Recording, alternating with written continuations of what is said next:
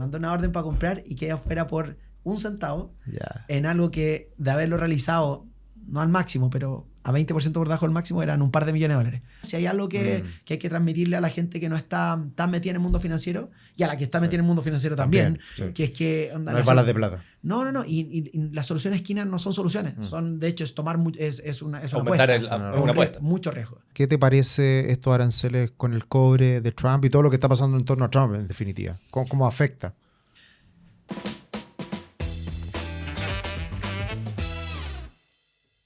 Hola, ¿cómo están? Bienvenidos a un nuevo capítulo del podcast Mente Inversionista, en nuestro nuevo spot, en donde estamos grabando en nuestra oficina. Así que desde ya, cordialmente invitados a que nos sigan semana a semana con todos los invitados que vamos trayendo para hablar de finanzas personales, de inversiones y del mundo del dinero en general.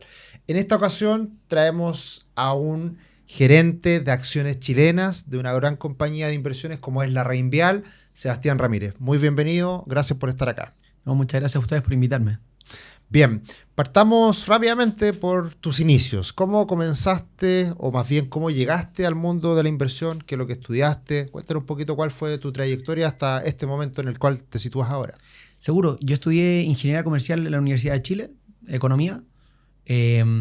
Me fue bien en la U, tuve buenas notas y en general terminé primero la generación, y en general en la Universidad de Chile tú tenías buenas notas y era mención Economía, entonces hacía magíster en Economía, doctorado y todo el camino ese. A mí me pasó desde temprano que, no porque mucha gente estuviera relacionada a la bolsa, pero sí por cosas que leí, un par de libros que tomé en algún momento, y no es que haya leído el Intelligent Investor de Benjamin Graham a los 18, pero me llamó mucho la atención la bolsa.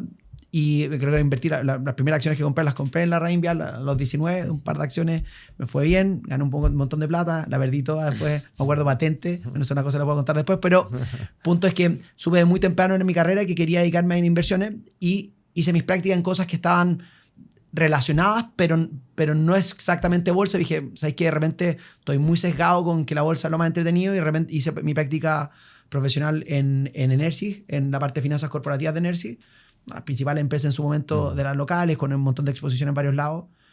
Aprendí harto, pero me pasó lo mismo que me pasó cuando hice investigación con algunos profes de la U, que el ciclo de aprendizaje y el ciclo en cómo se movía el trabajo era uno que yo quería algo que se moviera más. No más porque, rock and roll. No, pero no más que de que hubiese tantas cosas que hacer, porque después lo vamos a comentar en la forma que gestionamos los fondos. Nosotros hay días que no compramos ni vendemos ninguna acción. O sea, claro, no se trata de estar haciendo muchas cosas, pero sí que, ponte, no sé, a mí me tocó trabajar de ayudante de investigación un profe, y el ciclo completo para sacar un paper eran entre 9 a 12 meses de algo que ya teníamos súper avanzado. Y decía, bueno, y todo esto con un montón de lobby atrás, trabajando bien lento y todo, versus que en inversiones uno identificaba una oportunidad y habían algunas que demoran bastante más tiempo que 12, 18 meses, pero sí uno iba recibiendo un feedback loop súper interesante de lo que el mercado te iba diciendo, más la información que uno iba recolectando. Entonces, siempre me llamó mucho más la atención.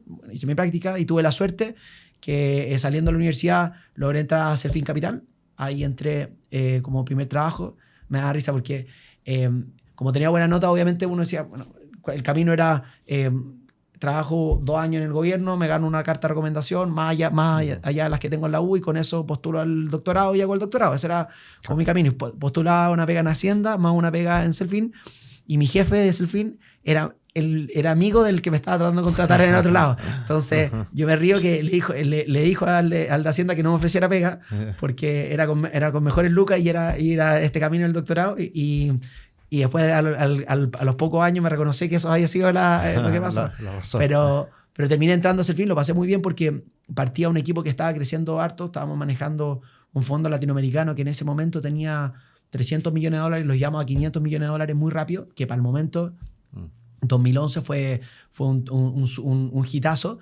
Y un equipo súper sólido, y bueno, ahí nos compró BTG Pactual, se fue la mitad de la gente, hubo un montón de rotación. Y terminé pasando de mirar Latinoamérica, que fue la primera parte en Selfin BTG, a mirar Chile. Ahí trabajé con otro equipo Y eso estuvo súper entretenido. Estuvimos en ese mismo equipo casi 4 años y en 2016 renunciamos un grupo de 8 ejecutivos de Selfin para armar Toesca, o sea, de BTG para armar Toesca. Perfecto. Estuve en Toesca un poquito más de 1 año y medio, 1 año 8. Y renuncio para irme a tomar como la pega de mi jefe, pero en Banchile. En Banchile estoy 5 años. Perfecto. Y ahora yo, hago de nuevo esto mismo de tomar una oportunidad en otra casa, y ahí en la Raín Vial llevo febrero del 2023, 2 años y un poquito más. Mira, he estado en las grandes empresas Me moví harto. Claro. En mi cabeza, como partí trabajando en Selfin, BTG y después nos fuimos a armar en Toesca, para mí eso siempre fue la misma empresa, porque trabajamos con el mismo equipo.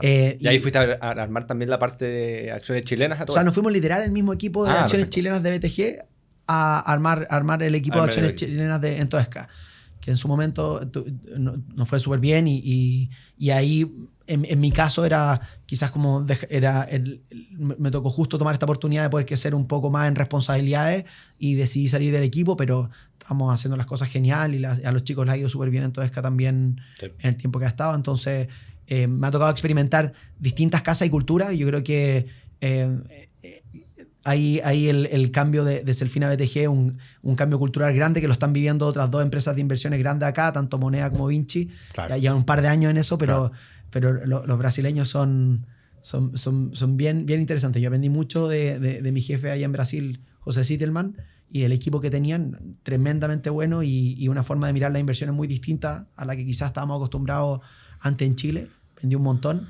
¿Y por qué? ¿Cuáles son esas diferencias como yo creo que quizás hasta hace poco, o sea, yo diría que hasta hace 5, 6 o 7 años atrás en Chile no era tan acostumbrado ser muy jugado en cuán diferente era tu fondo con respecto al promedio de tus competidores o con respecto a los benchmarks. Y los brasileños son muy jugados en ese sentido. No por la toma de riesgo en sí, como una búsqueda de tomar mucho riesgo, sino que reflejar tu proceso de inversión de una manera tal de que en el caso que, como lo entendían ellos, el concentrarse en algunas empresas o emisores, más que aumentar el riesgo, de hecho lo disminuía, porque en ese conocimiento profundo de la administración, de los modelos de negocio y de las industrias donde están esas empresas, tú puedes identificar mejor los riesgos y además identificar oportunidades que hay al mercado de una simetría de riesgo-retorno muy grande. ¿Y a qué me refiero con eso? Muchas veces pasa una noticia, y acá voy a hacer un ejemplo muy particular, a mediados del año pasado, cuando ocurrió esta lluvia fuerte, y se cortó la luz en todo Santiago, y hubo un montón de problemas que salió el presidente hablando que le iban a quitar la concesión en él y todo. Una acción que estaba en un nivel X cayó un 10-15% en un par de días.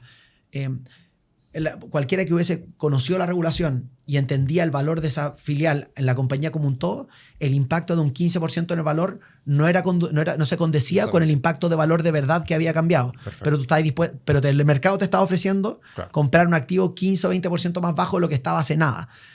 Nosotros, en el caso de lo que nos pasó en el fondo en la Raín Vial, aprovechamos esa oportunidad y pasamos de tener 1% del portafolio en él a casi 10 en 2 semanas. Perfecto. En un periodo muy corto de tiempo. Yo creo que ese movimiento hace 5 o 10 años atrás pasaba muy poco en las acciones locales porque la gente no buscaba esa diferenciación, no por algo malo de los inversionistas. Yo creo que era quizá mucho de la base de clientes no estaba dispuesta a observar comportamientos muy distintos a los de los benchmarks, y en esa misma lógica al final la forma en que uno invierte es fruto de el mandato que te entregan los aportantes si me permiten tomar riesgo, yo puedo tomar más riesgo, pero no puedo tomar riesgo solo sin que la base aportante esté consciente a que uno está tomando niveles mayores de riesgo.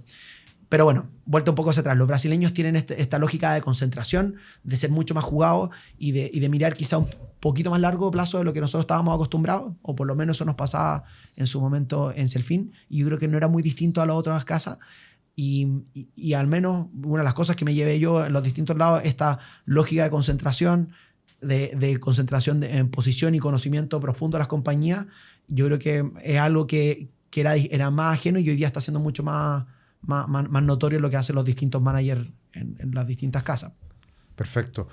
Sebastián, tú hablaste de que voy a ir un poco atrás, obvio, y una pregunta ya más personal, de cierta manera profesional, que esto es algo que lo estuve conversando hace algunos días con un cliente, y es, tú tuviste 2 posibilidades de pega. Y esas posibilidades de pega, de cierta manera, podrían haber, de cierta manera, determinaron tu futuro. Obvio. Y podría haber sido completamente diferente tu futuro. Sí. ¿Te lo has preguntado eso? No, ¿Le has dado una vuelta? De todas maneras, imagínate lo que me pasaba a mí que, de nuevo, todos mis amigos de la U que tenían igual o peores notas, que de nuevo, la métrica con que uno terminaba mirándose en la U era como homogéneo. Todos hicieron magíster de economía y todos se fueron a universidades ultra, todo doctorado, y en paralelo uno estaba como analista de inversión acá, haciendo un par de modelos, planillando, diciendo, en verdad, ¿estaré haciendo lo correcto? Porque probablemente ahora, quizás un poco más de lucas, quizás algo más profesional, pero de mediano plazo no voy a tener un doctorado, no voy a tener una chapita ahí que diga doctor en economía en Princeton o la universidad que haya querido quedar. Y durante mucho rato en mi cabeza siempre yo estaba, ¿sabes qué? Voy a estar 2 años acá y al tercer año voy a ir a postular al máster en finanzas y bueno, filo, no voy a hacer el doctorado, pero voy a hacer un máster. Claro. Y me voy a ir. ¿Sabes lo que termina pasando? O sea, al menos a mí, yo creo que he tenido mucha suerte en la combinación de buenos jefes y lugares que permiten crecer sin tener que sin obligarte a salir a buscar una especialización claro. Que yo creo que muchas veces están idealizadas en el sentido de que obviamente uno va a aprender y una experiencia de vida genial. No puedo estar ni más lejos de creer que alguien que lo hace está cometiendo un error. Claro. O sea, pero creo que la satisfacción de hacer algo por uno propio y uno mismo y llevar eso a hacerlo crecer, que la gente lo valore y por la contrapartida que tus clientes estén contentos, es súper notoria. Y quizás la lógica de trabajar un poco y de estudiar para recién hacer algo a los 32, 35 sin haber hecho claro. nada un poco más tarde, como que yo estoy recontento. Pero sí, me he preguntado un montón de veces, estaría haciendo clase y tengo amigos que todavía me junto ahora, que claro, uno de ellos hizo el doctorado en economía en UBC, está siendo profe en la Chile hace 4 años y nos juntamos a veces y no solo desde las diferencias, pero también desde cosas que al final sí, las ganas de hacer la pega bien como que trascienden. Yo creo que y hay algo bonito de entregarle a otros de la pega que uno hace. En mi caso traigo un valor cuota que sube, claro. Espero que suba, y ellos lo hacen a través de enseñarle a otros y dedicarse a la investigación. Yo creo que por mi personalidad probablemente no sé qué tanto habría durado, porque uno cuando mira la academia desde adentro tiene un componente grande yo creo que incluso más lobby que en la empresa. Hay que hacer mucho lobby interno, sí. de estar cerca de algunos profesores con los que podía hacer coautoría, sí. de llegar a cierto journal donde hay el profe que conoce al profe donde estáis tú. O sea, como que hay más de redes de lo que uno cree. No es solo hacer un buen paper y tener una buena idea. Pero de nuevo, eso es la vida en todo. O sea, igual todo. Es lo mismo Exacto. Cuando se ha vuelto una empresa. Por eso yo creo que quizás a mí nos pasa un poco la gente de cuál es el ethos de la Universidad de Chile, pero uno piensa que solo por hacer las cosas bien y por tratar de ser más inteligente o poner el análisis más complejo, eso te lleva a una parte, pero un componente súper importante es entender al otro y lograr realizar cosas, porque para eso es aunar intereses. O sea, es como que no es tan fácil, no es solo tener números, es lograr llevar a más gente a que piense igual que tú. Pero sí, lo he pensado un montón. O sea, podría haber sido súper distinto a mi vida, y de hecho, o sea, mi papá tiene negocio en La Vega y antes de eso siempre era como, o sea, ¿quién se hacía cargo de toda esa otra parte? Uno de mis hermanos terminó tomándolo, pero está todo ese otro mundo. O sea, podría haber seguido lo que claro. mi abuelo tenía negocio allá, mi bisabuelo también. O sea, como que siempre han tenido negocios más reales de transacción, y yo trabajé ahí desde los 13, yendo todos los veranos. Y claro, era entretenido, pero como el mundo real te entrega otras satisfacciones que son claro. distintas a las que uno hace, o lo financiero que hace acá, o en ocasión. Y al final mirar la otra cara de lo que podría haber sido, no sé, yo tiendo a pensar lo que la felicidad radica en no tanto en que alcancé lo máximo que podía hacer, sino esa sensación de estar un poco satisfecho con haber entregado lo más de uno, dado las cartas que se entregaron. Yo claro. Eso estoy recontento. Sí, porque nosotros hablamos harto de planificación financiera, que en definitiva uno puede ordenar, organizar, tener proyectos, pero de cierta manera igual hay cosas que uno no controla o son súper fortuitas, igual en aleatorias, claro. Entonces por eso te lo preguntaba, sí, porque igual es algo que impacta en muchos aspectos para tu vida, obviamente. Claro, por ahí lo que dijo Sebastián es un punto importante. Si hubiera tomado el otro camino, igual lo más probable es que hubiera terminado en este. Claro. Por cómo... Claro, hay cosas porque te conocís bien al final. Claro, y yo creo que, de nuevo, en mi caso, uno de repente puede buscar cosas que sean como ratificar tu hipótesis inicial, que en mi caso yo creía que me gustaban las inversiones y podría haber tratado de hacer todo con inversiones y traté de ver, oye, no sabéis que en verdad, o sea, tengo claro que me gustan las finanzas y no tan claro que quiero hacer investigación en lo mismo. Pero si me va a trabajar una empresa, la parte de finanzas corporativas de una empresa, ¿hace sentido o no? Y yo creo que forzarse a quizá a no buscar como el sesgo de confirmación, sino que hacer como un challenge a esa hipótesis inicial, yo creo que es parte de lo que uno tiene que buscar hacer. Ahora, de nuevo, hay personas que tienen creo que tuve la suerte de encontrar algo que me gustaba y que se combinaba con que era bueno. Claro, Nuevo, me puede encantar hacer algo y si soy malo, pucha. Claro. Pero no, yo creo que la pega que me toca hacer a mí, más que de talento y que hay un componente de dedicación, HH y tiempo, que hace que el ciclo se vaya viendo la maduración un poco más largo y requiere gente que quiera hacer eso. La gratificación muy rápida conlleva quizá a cosas que de largo plazo no son tan positivas. Bien. Oye, Sebastián, tocaste un tema que lo dejé en pausa, pero súper importante, con este ejemplo de Nel. ¿Será que hoy día hay más inversionistas retail y se exageran un poco más los precios en bolsa chilena al estar más activa también? Quizá ahora es lo más reciente, porque hubo una época que estuvo bastante deteriorada en general, pero ahora último, con todo este boom de las acciones chilenas y más inversionistas retail, ¿puede estar teniendo algún impacto?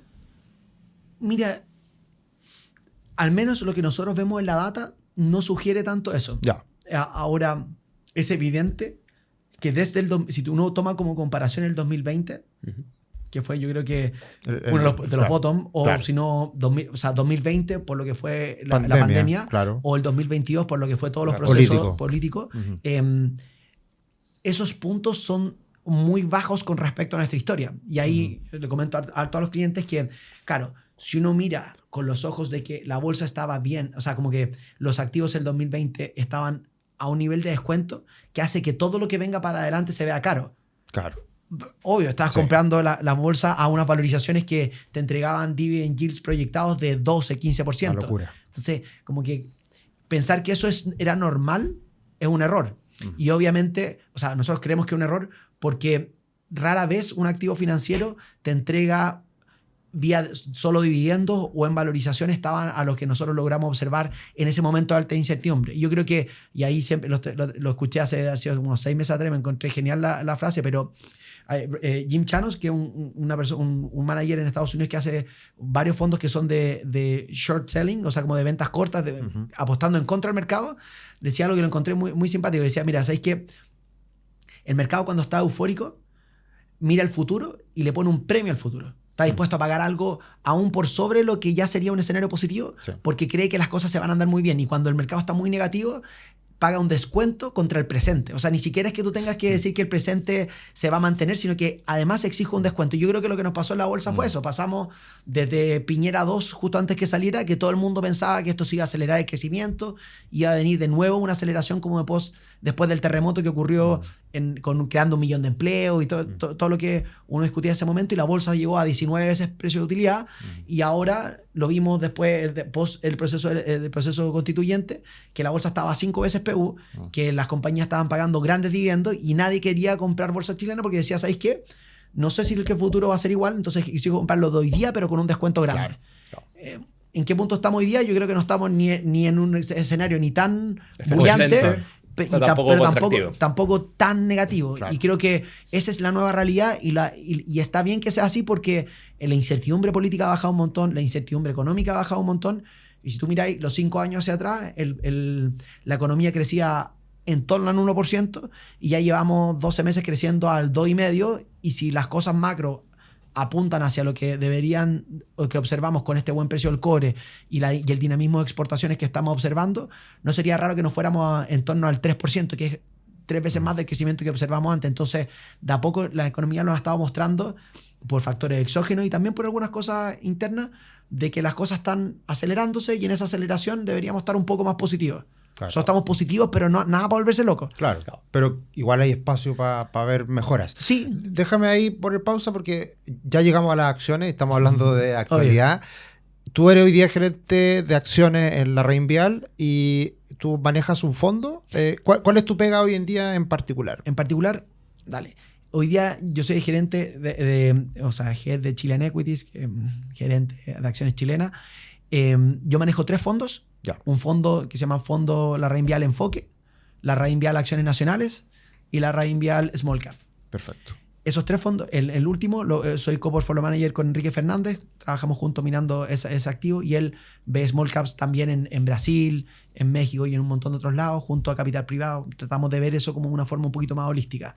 En los 2 fondos de acciones chilenas que te comenté al comienzo, son fondos que uno es bien jugado en el sentido que una vez que identificamos una oportunidad, buscamos desviarnos de manera importante de lo que la mayoría de la gente tiene para poder capturar ese valor.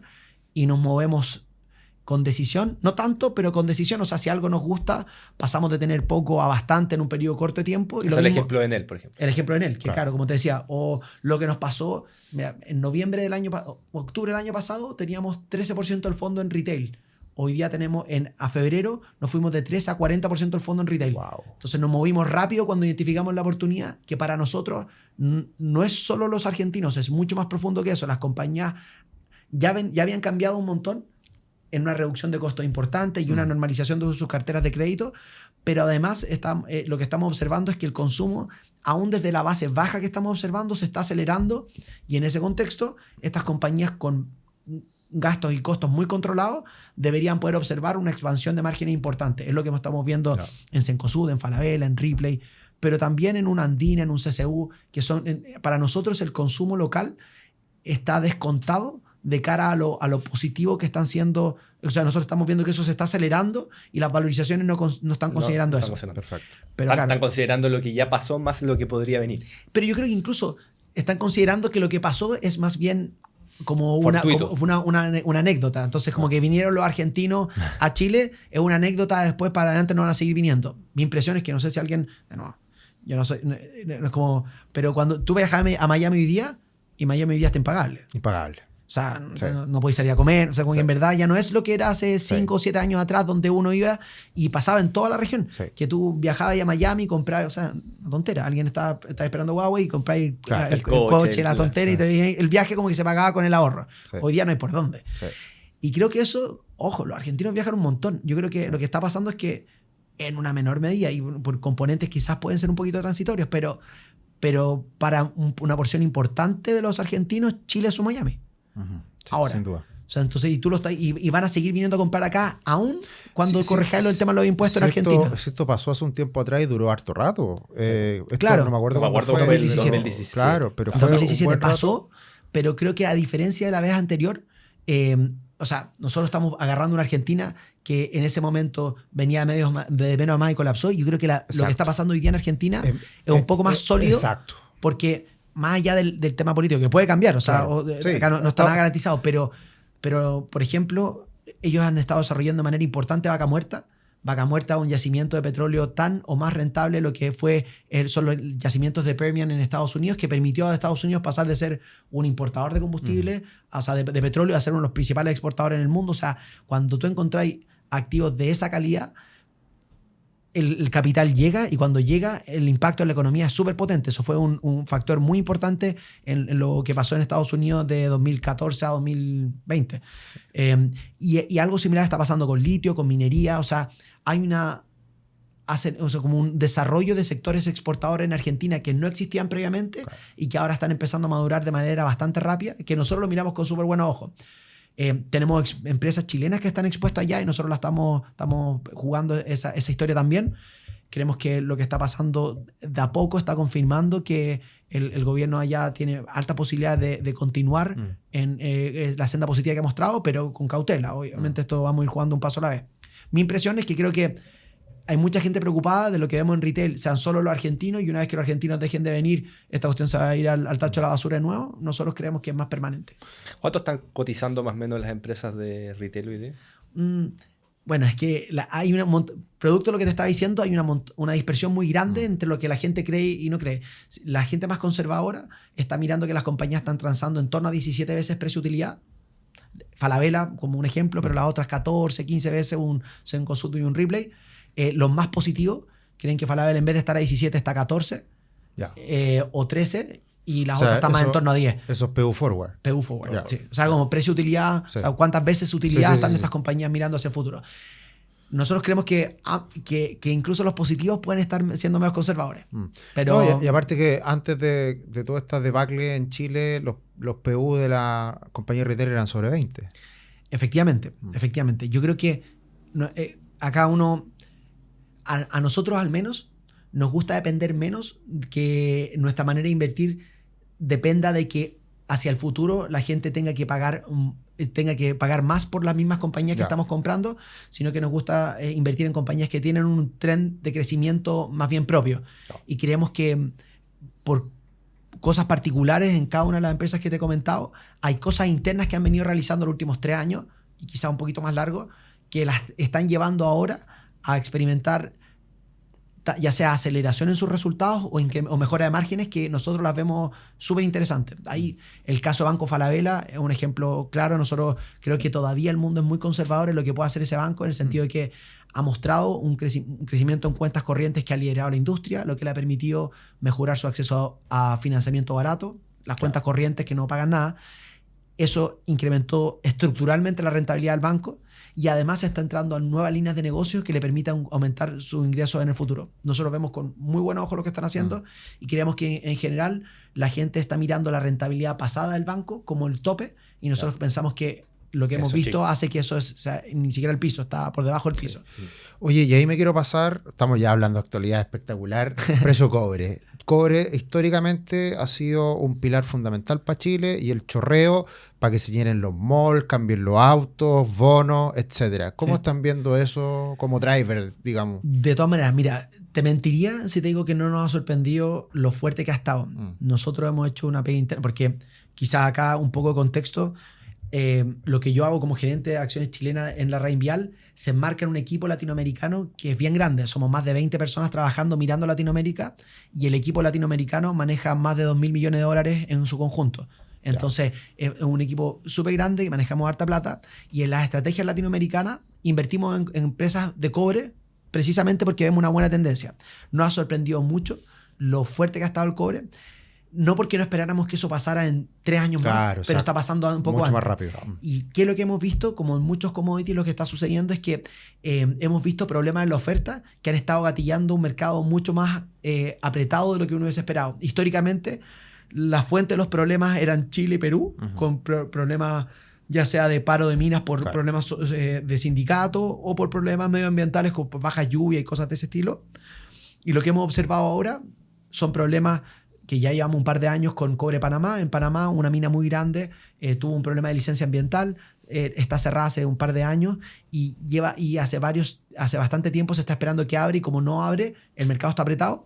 Similar cosa está pasando en las principales minas del Congo, que es una mina subterránea. En la mina subterránea, muchas veces cuando tú estás cavando, se llena de agua y necesitas sacar el agua. Acá hubo un colapso en una parte de la mina y 1/3 de la mina está bajo el agua, y hay que sacar eso, y la puesta en marcha se puede demorar de 12 a 24 meses. O sea, en verdad es un montón de tiempo. Esta mina produce tanto como un Collahuasi, entonces un proyecto grandote, muy grande, que está teniendo un montón de problemas, y eso ha provocado que con la demanda saludable que hemos observado, el mercado esté muy apretado. Los inventarios de cobre en China y en Londres están en los mínimos que hemos observado en los últimos par de años, y hace que los precios sean súper altos.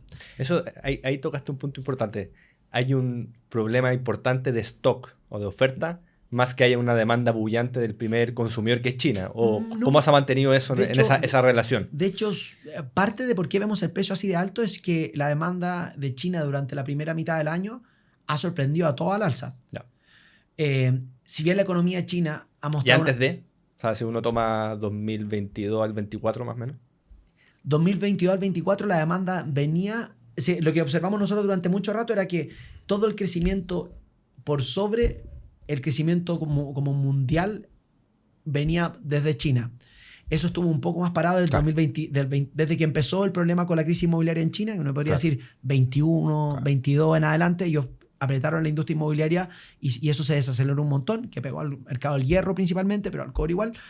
¿Y qué es lo que hemos visto? Que hay nuevos usos de cobre que está mostrando que la demanda de cobre se está desacoplando de lo que normalmente era el movimiento de la economía. El cobre, como un metal industrial, tiende a ser muy utilizado en un montón de actividades en la economía y por ende se correlacionaba mucho con el crecimiento mundial. Entonces uno hubiese pensado, nuevamente, con la entrada de Trump y todo lo que pasó en Liberation Day, que este mundo más volátil, más riesgoso y con la gente un poco más nerviosa, que está consumiendo menos, que está invirtiendo menos, que es lo que estamos observando un poco, una desaceleración, hubiese implicado un impacto importante en el cobre. No lo estamos viendo porque los nichos que están creciendo hoy día están descorrelacionados. ¿Y cuáles son?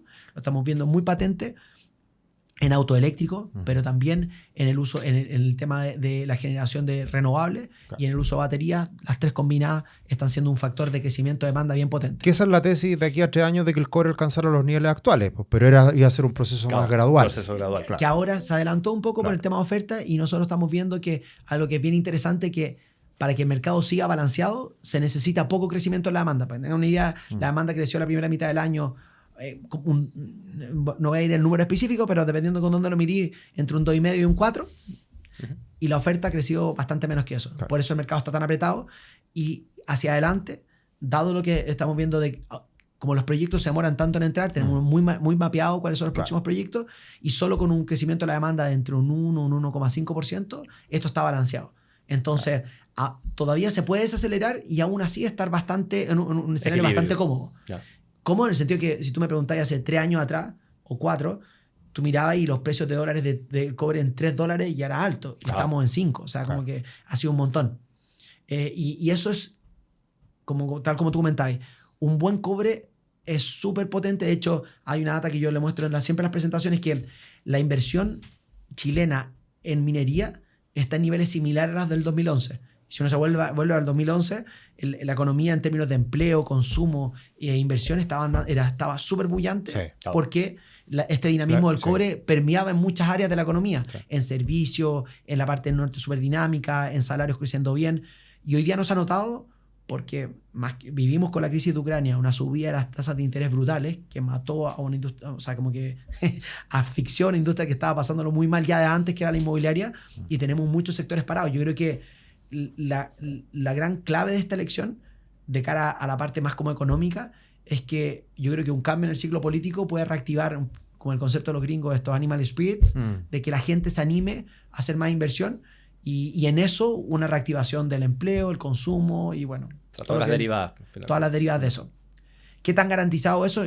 Yo creo que hay harto de eso que va a pasar, no independiente de quién salga, pero hasta mucho de eso ya medio jugado. O sea, no, es difícil pensar con quien tú habláis que tiene empresa que lleva 5 o 6 años sin invertir o muy poco, que se vaya a mantener así los próximos 5 o 6 años hacia adelante. O sea, como que yo creo que va a haber un poco de inversión, pero la velocidad de la aceleración de eso puede ser súper notoria si es que hay un cambio en el ciclo político. O sea, para ponerlo en palabras bien simples, estamos en un entorno que afuera nos favorece y adentro nos falta el motor, por así decirlo. Yo creo que falta un empujoncito. En nuestro caso, y que de nuevo, yo creo que hay que matizar esto. Nosotros no creemos que un cambio en el ciclo político vaya a generar una ola de reformas, que Chile ahora está en la vanguardia. No están los nuevos hoyos para ese tipo de hoyos.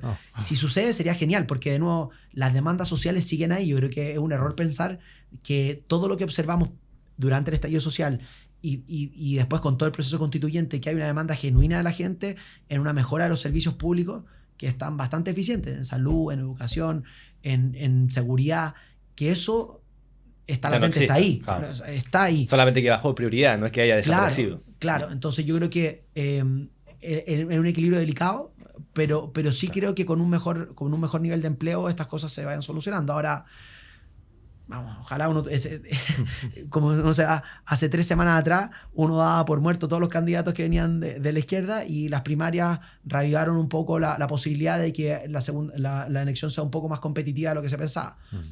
Podemos entrar en lo político si ustedes quieren, pero yo creo que cualquiera que pensaba que la derecha iba a ganar por más de 60, como tener más del 60% de los votos, que era lo que sugería un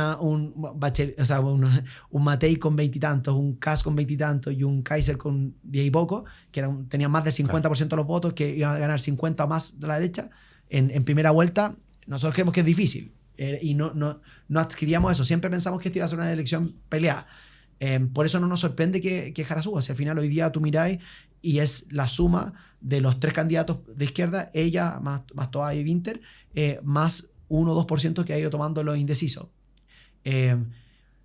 Pero hay una serie de atributos y una serie de cosas que cambiaron que mostraron en la primaria que pueden ser indicadores de que la elección puede estar un poco más apretada, y nosotros lo vemos como parte del proceso. No nos ha cambiado nuestra tesis de que creemos que hoy lo más probable es que el próximo presidente sea alguien de derecha, y mirando al Congreso, dependiendo cómo sean los ajustes de las listas, hay una probabilidad no baja que el Congreso sea, no sé si no radicado para un lado, pero no... bastante apretado, y probablemente, dependiendo de las alianzas, más cargado a la derecha que a la izquierda. Oye, no, déjame esta que es súper política. Y hace poco, no sé, creo que Giorgio Jackson dijo que la bolsa de chilena está en máximo. Algo así, lo leí hace no mucho tiempo atrás. Atribuirse un gobierno actual que por ellos la bolsa está en máximo es no entender nada cómo funcionan los mercados. La pregunta es... A pesar de ello. Claro, ¿cómo los mercados anticipan ese cambio? O sea, hoy día los mercados están súper pujantes porque precisamente viene el cambio. Eso es lo que está anticipando. ¿Cuándo uno podría poder, de cierta manera, tener esa mirada a futuro de que en realidad ya esto está medio jugado? Entiendo. Porque yo creo que hasta ahora está medio jugado. El mercado está súper optimista y no se movió nada después de la primaria. Yo creo que, claro, uno puede leer de esa manera de que el mercado, a pesar de que el efecto de la primera vuelta fue uno bastante positivo para el opositor, o sea, para la continuidad del gobierno,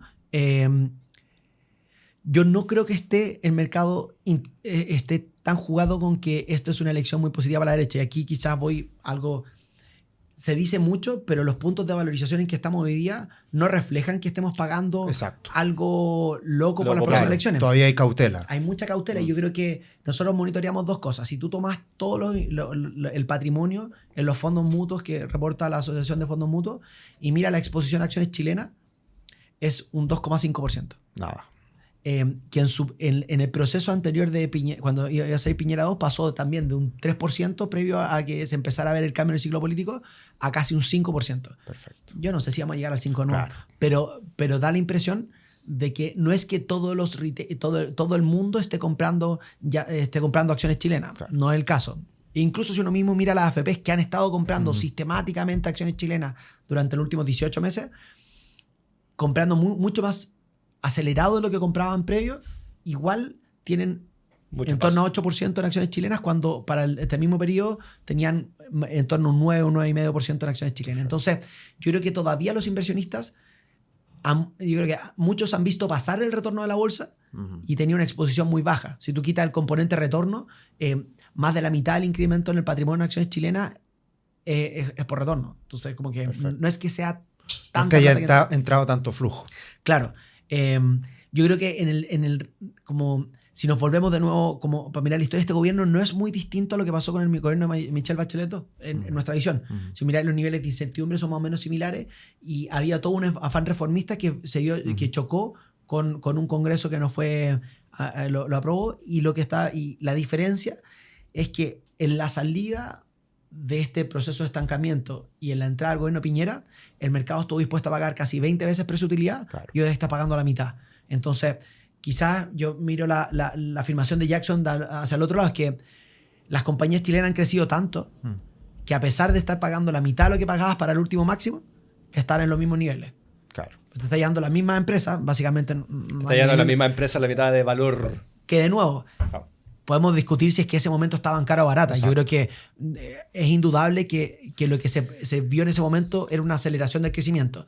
Yo creo que puede que veamos algo similar ahora hacia adelante. Las condiciones están. Obviamente es difícil pensar, pero es difícil pensar que esto vaya a ser una aceleración en B corta muy, muy radical.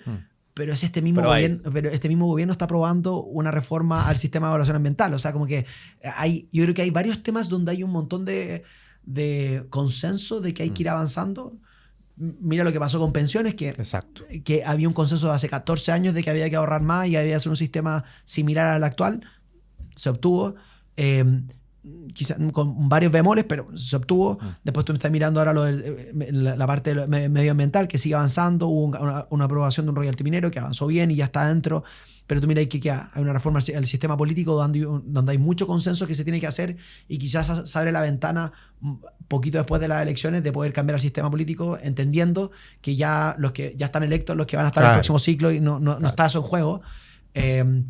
Y viene un montón de profundización en la aceleración de inversión y seguridad, que yo creo que hay varias cosas que se pueden avanzar con los consensos que hay en esas líneas. Ahora, como decía al principio, yo creo que nosotros no somos los más optimistas de que de aquí para adelante Chile se viene imparable, sino que estuvimos muy mal durante un periodo largo de tiempo y nos estamos normalizando a lo que somos, un país de crecimiento entre un 2 y un 3%, con las compañías haciéndolo bien, creciendo a 10% sus utilidades para adelante.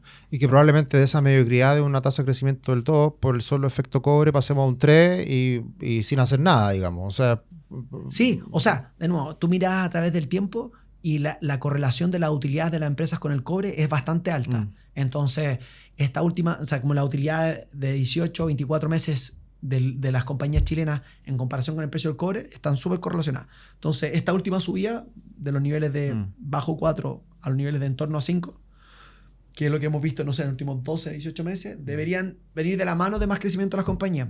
Pero ojo, yo creo que se habla poco, pero como que todo el foco de la empresa es hacia Chile, pero hay una porción súper importante de las empresas, dejemos, incluso los bancos también, pero que tienen negocios fuera de Chile.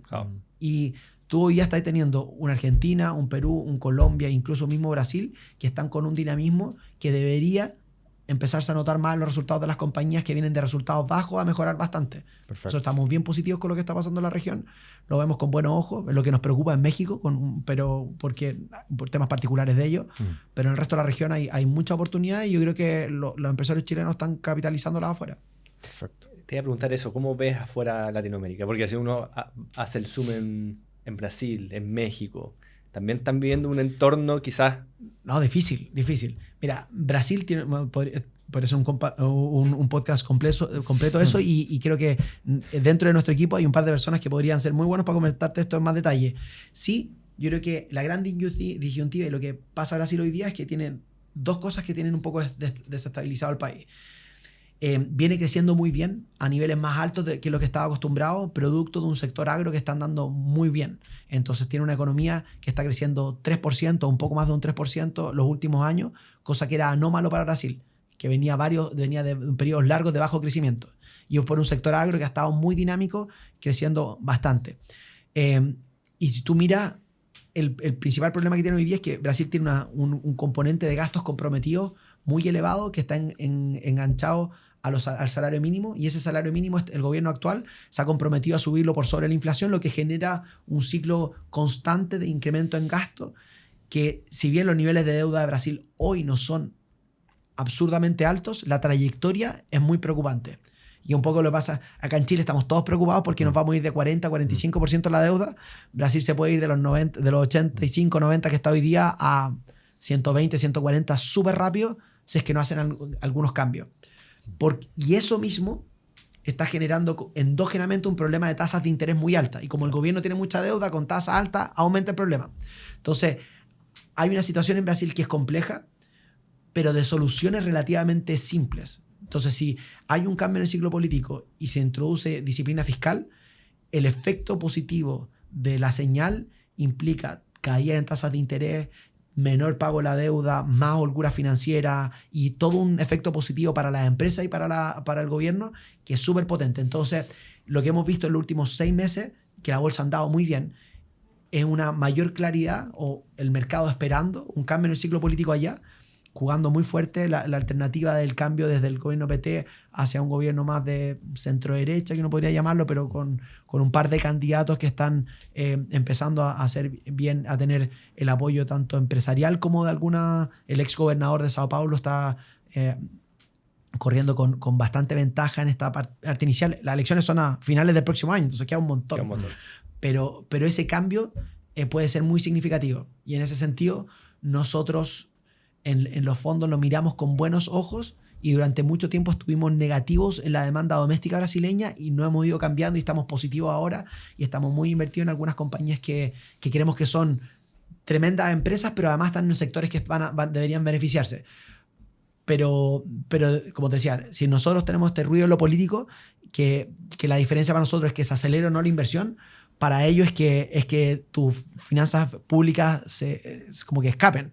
Entonces yo creo que nosotros miramos esta posición en Brasil con más cautela. Creemos que hay tremendas compañías. Si uno puede elegir las compañías ganadoras, hay empresarios allá de calibre mundial que están haciendo cosas realmente súper, súper interesantes y a valorizaciones muy descontadas. Entonces, si esto se arregla un poco, hay una oportunidad grande para ganar plata en Brasil y nosotros creemos que estamos jugándola adecuadamente en la exposición y lo suficientemente conservador para que si no se da nuestro escenario, no perder mucho. Yo creo que eso es algo que lo hacemos en la mayoría de los fondos, que nosotros tratamos de jugar no solo con ir a buscar el lado positivo cuando las cosas resultan bien, sino que en los escenarios negativos proteger el portafolio y proteger los retornos de nuestros clientes. En general, los fondos nuestros tienen drawdowns o cuando cae el mercado caen un poquito menos y eso, a través del tiempo, un atributo que nos hemos fijado que los clientes lo valoran bastante. Oye, ¿cómo es esa, y pasando justamente ya que estás hablando de la filosofía de inversión de tu fondo? Si tuviera que resumirlo en palabras bien sencillas, ¿cuál es el proceso? Nosotros en general, yo creo que buscamos bastante. Tengo un slide de eso mismo en la presentación que me escucha, voy a poner de nuevo el típico play que pongo cuando hablo de eso, pero nosotros creemos que en general en el corto plazo el mercado es súper bueno poniendo el precio con la información que tenemos de corto plazo y extrapolándolo hacia el futuro, y en varias industrias eso es bastante cercano a lo que va a ser el futuro. Entonces ahí es difícil ganar al mercado. Nosotros creemos que hay algunas industrias que están sufriendo cambios o algunas empresas o la situación competitiva que está cambiando en esa industria es potente, que hace que el futuro sea distinto a lo que quizás está metido hoy día en los precios, que extrapolar el presente. Y ahí es donde nosotros ponemos más el foco. ¿Qué trato de decir con eso? Nosotros tratamos de invertir mirando más allá de los próximos 2 trimestres, mirar en torno a 18 a 24 meses y entendiendo bien la industria y la competencia dentro de esa industria, escoger los ganadores de esa industria o identificar los perdedores y posicionarnos de una manera que nos permita capitalizar no la tendencia solo del mercado, sino la diferencia en lo que el mercado espera versus lo que nosotros creemos que va a pasar. Porque no es condición necesaria para ganar plata en acciones comprar la acción que crezca más porque si pagaste mucho por ese crecimiento, igual puedes tener malos resultados. Nosotros queremos una combinación de identificar a los ganadores, pero los ganadores que hoy día el mercado no ha identificado como ganadores. Perfecto. Y en eso dedicamos un montón de tiempo. Viajamos o sea, el equipo viaja, no sé, tenemos al menos una vez cada 2 meses 2 o 3 personas del equipo visitando México, Brasil, Perú, Argentina.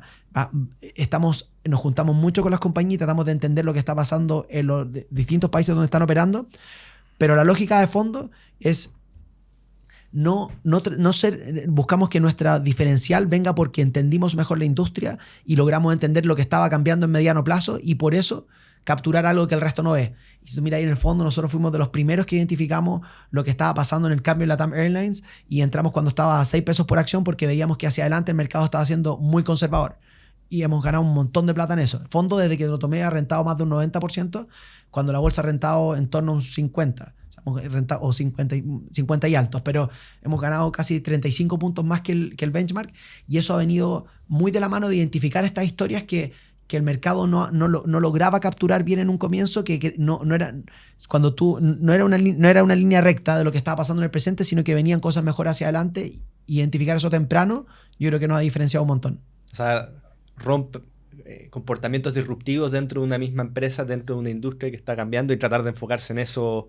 Claro, pero yo creo que hay mucho foco en entender cuál va a ser la próxima data de información. Entonces, hay bastante consenso que algunas empresas son ganadoras de mediano plazo, pero los próximos 2-3 meses viene una mala noticia, viene esto y esto otro.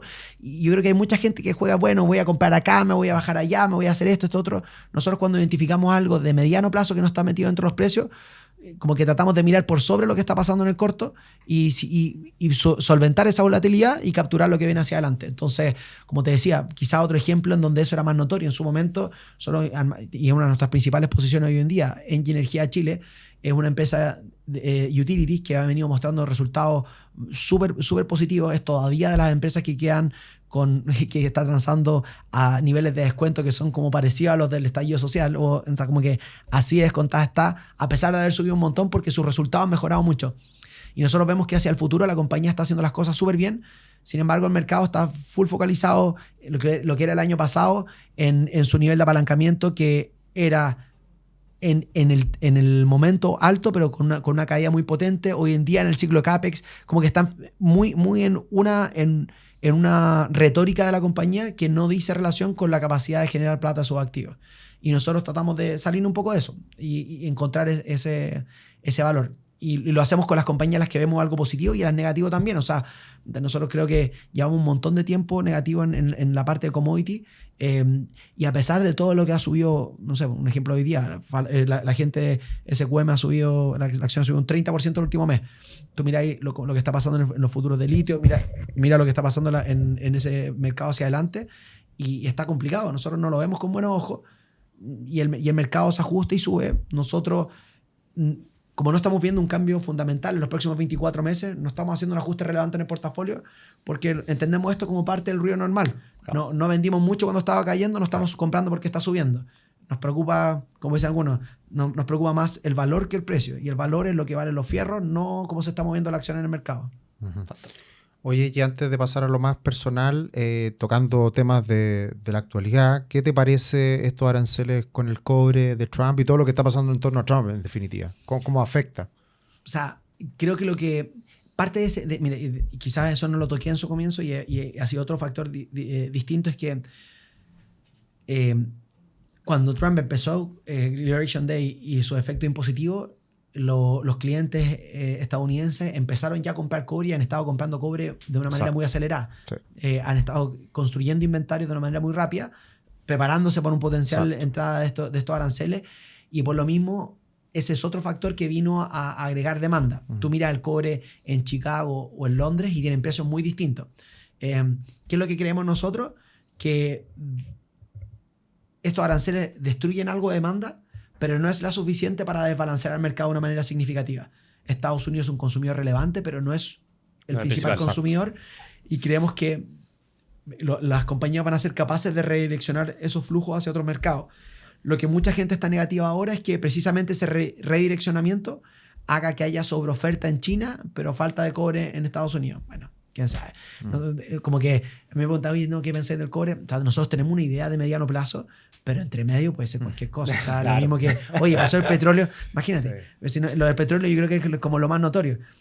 Ocurre el ataque a Estados Unidos e Irán, y lo que uno hubiese pensado como de manual es que este ataque hace que el premio por la incertidumbre política en Medio Oriente, que el petróleo tuviese que subir, al cabo de 2 días el precio está cayendo. O sea, como que fue totalmente para el otro lado. ¿Por qué? Porque en verdad, como el impacto, la agresión de Irán hacia Israel fue más tibia de lo que uno se esperaba, el conflicto podía desescalar más rápido, y fue todo lo contrario. O sea, por eso digo que en verdad nos gusta mucho mirar lo que el mercado nos está diciendo con los precios y sacar de esa información lo que está implícito que están pensando, ya sea en las acciones o en los commodities. Y lo que estamos viendo nosotros ahora es que lo que vemos con estos precios del cobre, además de una demanda sólida, es que los problemas de oferta están haciendo que el mercado esté más apretado que la gente creía. Y si hay un poco más de demanda más débil hacia adelante, por precio un poco más alto, creemos que la reconstrucción de inventario debería dar un espacio para que esto esté más ordenado. Pero digo esto y mañana el cobre va a estar 5 abajo. O sea, claro, en el día a día es cualquier cosa. Sí, claro, no sé, eso, como sea, random walk, cuesta un poco entender qué es lo que explica día a día el movimiento, y como no hay nadie que te diga por qué el precio subió, sino fueron transacciones de 2 personas que se pusieron de acuerdo, entonces ni idea. Oye, Sebastián, y para ir finalizando, siempre hablamos en términos más personales, ¿cuáles han sido tus experiencias en inversiones? Las buenas, las malas, y siempre me ha divertido partir por las malas. ¿Alguna que te genere dolor? ¿Dolor? Yo creo que hay 2 componentes de pérdidas. Están las pérdidas por omisión y las pérdidas por comisión. Entonces yo he tenido de las 2 grandes. Y sobre todo me ha pasado más porque localmente, como soy gestor de acciones chilenas, no podía andar comprando acciones chilenas. O sea, más allá que antes de yo manejar plata le compré a mis papás alguna acción y la ha ido genial, le digo, la ha ido tan bien que si yo hubiese hecho lo mismo, ay, qué raya. Pero sí ha pasado que cuando precisamente esto estaba manejando plata, dije, ¿sabes qué? Voy a mandar plata afuera y voy a empezar a invertir. Y me gusta mucho los inversionistas afuera en sus fondos hacen cartas y le mandan cartas a sus inversionistas, le encuestan en qué están invirtiendo. Entonces yo agarraba 10, 15 de esas cartas de inversionistas que encontraba bueno y miraba y encontraba ideas, me gustó esta idea, me gustó esta otra, invertía y empecé a hacer y me empezó a ir más o menos bien. Nada para volverse loco, pero retorno 20% en una, 30% en otra. Genial. Un poquito mejor que el promedio, el mercado. No sé, esa cuestión, porque al final después te dice lo ajustáis por riesgo, quizás está tomando más riesgo. Entonces, hay que ser honesto en esta cuestión. Es verdad.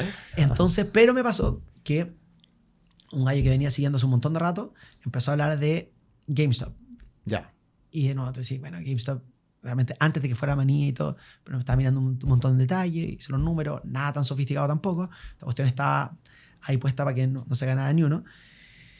Y de nuevo, y lo que pasó, y mandé, trabajé, a mí me gustaba afuera porque además también te permite hacer estrategias que quizá en Chile se pueden hacer poco, con opciones y con entonces mandé una orden, esta es de omisión, mandé una orden para comprar y quedé afuera por $0.01 en algo que de haberlo realizado, no al máximo, pero a 20% por debajo del máximo, eran un par de millones de dólares. Entonces sí. Wow. Y esto no pasó porque mandé que fuera 5.00 y fue 5.01. Wow. Sí, onda, $0.01 fue lo que no me hizo que quizás, no es que uno vaya a dejar, o sea, pero igual uno piensa, podría no estar tragando. pero, o sea, no sé, tengo 38 años, o sea, como que igual hay que vivir harto rato pero como eso de sentir que tuviste la plata ahí y se te fue toda. Pero por otro lado, a mí siempre me pasa, y me pasa lo mismo en los fondos, que oye, hay un montón de cosas y dijiste, pucha, yo mandé la orden ayer y no se ejecutó y mira que perdido y qué mal. Pero si uno no había hecho, en mi cabeza, si no había hecho lo suficientemente bien la pega, como que esa plata no te la merecía y tanto. Y yo no había hecho la pega tan bien esta otra, entonces, bueno, no me lo merecía. Porque en mi cabeza digo, ¿sabes qué? No me merecía ganar esa plata porque yo había leído un tipo, había leído un par de presentaciones, había hecho unos números. ¿Quiere irse largo en GameStop? Y previo a toda esta locura que pasó. Toda la locura, sí, entonces. Wow, claro, porque subió, se multiplicó varias veces. O sea, decenas de veces. Sí, pues claro. Entonces era un montón de plata. O sea, no era tanta plata la que yo invertía. Claro. Pero se multiplicó por un montón de veces. Claro, porque era como una opción, teníais poco riesgo y teníais un retorno enorme. Claro.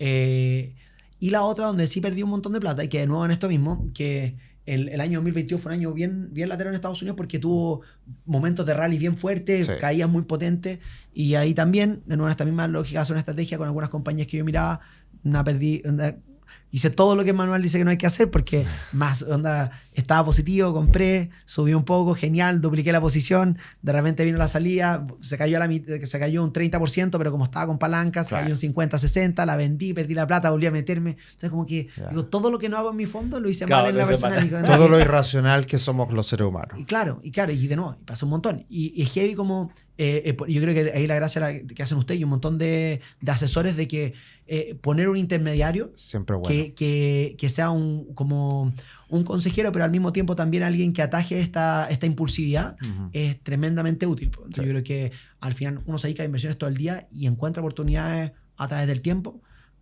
Ocuparla con una porción de tu portafolio de tal manera que haya un espacio para poder tener esta cosa que quería hacer, pero no parte importante de tu patrimonio, porque el impacto en eso, uno cuenta las buenas, pero cuando te resulta mal, o sea, te volviste 3 años para atrás y nadie quiere volver 3 años para atrás. Sí. Entonces, 3 años para atrás y sacrificaste el 2 años para... O sea, no, por eso. Bueno, es que esa cuestión ahí es mejor cerrarlo. Pero de esas malas he tenido, o sea, esas son como... Están buenas, están súper buenas y están súper entretenidas. Porque podría decirte los nombres, pero no tiene sentido. Pero y por el lado bueno, yo creo que... a ver, me pasa que yo en general, donde he tenido me ha ido muy bien, era que he comprado varios activos inmobiliarios, y yo creo que pasa eso un poco que quizás reflejan un poco lo que si uno tuviese en acciones la capacidad de tomar un poco de deuda y mirar bien largo, el impacto que hay de tomar una muy buena decisión y dejar que esto componga por un rato. Entonces, no sé. Que no te hagan tanto llamado de margen. No, claro. Es que no se muevan tanto los precios. No se muevan tanto los precios, pero de nuevo, ponte, de nuevo, una acción. El año 2023, con todos los problemas que hubo de energía en el mundo, me compré la BTU, que es Peabody Energy, que produce carbón, que en su momento las carboneras llegaron a estar a 2 veces de EBITDA. Entonces uno dice... Los resultados empezaron a andar bien, la compañía se multiplicó por 2 y logré salir, gané una buena plata, genial. Claro. Y de esa también he tenido otra. Yo creo que en general hay mucho de que en mi cabeza trato de hacer en la parte de mis inversiones personales el bucket más riesgoso en tomar cosas de donde no hay mucha gente que esté mirando. Entonces, si tú miráis, los últimos 5 años esos han sido commodity, commodity, energía, empresas de transporte, pero sectores que están un poquito más olvidados y que tú puedes comprar empresas a 3 veces utilidad. Claro. Y que están creciendo. O sea, no sé, yo tengo ya una que todavía no se da vuelta, pero es una que arrienda barcos a navieras. Yeah. Yo la compré cuando valía 3 veces precio de utilidad y ya está 1,5 veces precio de utilidad. Entonces, siempre puede ser peor. No. Pero no perdí, no se fue a la mitad. No se fue a la no mitad. Por precio, sino por utilidad. No se ha mejorado la utilidad. No se fue a la mitad, cayó un 20% o 10, no sé, desde que la compré. Pero se dio todo lo que yo pensaba que iba a pasar y mejor. Y aún así está ultra barata. No hay momentum de precio. No, pero, claro, entonces, pero en fundamento ha seguido corriendo. Entonces, ¿las vendí o no? No, porque la razón que la compré no ha cambiado, está todo bien, entonces debería seguir invertido. Pero yo creo que, y pasa mucho y quiero en esta lógica de mirar un poco más adelante y todo, la frustración de que no funcione en corto plazo hace que mucha gente se mueva mucho más de lo que debería. Y acá paga algo de dividendo, estamos, bueno. Es como dicen, no hay inversiones malas, sino que hay plazos de inversión que se alargan. Entonces, exactamente. Exacto. No, pero bueno, si esa cuestión pasa un montón. Oye, nada, Sebastián, lo último que te interrumpí, perdón. No, quiero decir que yo creo que al final, y algo que no, yo soy todavía chico, no grande, pero creo que el rol de la gente que nos está mirando todo este rato, de buscar asesoría, ya sea con asesores en particular o con instituciones, yo creo que la diversificación es de las pocas cosas que como esos free lunch que hay en el mercado. O sea, el estar diversificado es súper importante. El no mirar para el lado del retorno que tiene tu vecino o algo en la acción que compró en el Bitcoin acá. O sea, si te gusta querer un poco más riesgo, pon un 5% de tu plata en Bitcoin, dale. Pero creo que la solución es esquina. Si hay algo que hay que transmitirle a la gente que no está tan metida en el mundo financiero y a la que está metida en el mundo financiero también, que es que... no hay balas de plata. No. Y las soluciones esquinas no son soluciones. Son, de hecho, es una apuesta. Mucho riesgo. Exacto. Yo creo que eso hay algo que... incluso los que trabajamos dentro de la industria a veces cuesta mirarlo. Y de nuevo, eso es porque nosotros hacemos las cosas con comité y miramos con más gente y todo, porque yo creo que la gestión de riesgo es una porción súper importante de lo que uno hace y que para adelante agrega valor. Extraordinario. ¿Algo tú? No. Perfecto, cerramos. Extraordinario. Oye, tremenda entrevista. Muchas gracias, Sebastián. Te pasaste mucho contenido en poco tiempo. Siempre son estas conversaciones que de repente uno quiere quedarse 1 hora y media conversando, porque también mucho de contingencia, lo que está pasando hoy día en el mercado accionario chileno, que tú, un gestor que está ahí metido en el día a día con las empresas, con todo lo que está pasando, así que increíble. Seguro que te vamos a invitar en el futuro, así que muchas gracias por este tiempo y gracias también a todos los que nos acompañan en este nuevo estudio, en este nuevo formato. Gracias por seguirnos, compartan la información, síganos en el canal de YouTube, síganos también en Spotify, también en Apple Store, así que estamos en todos lados y bueno, la idea es poder seguir trayendo invitados de la calidad de Sebastián. Muchas gracias por estar acá. Gracias a ustedes, que estén muy bien. Chao. Chao.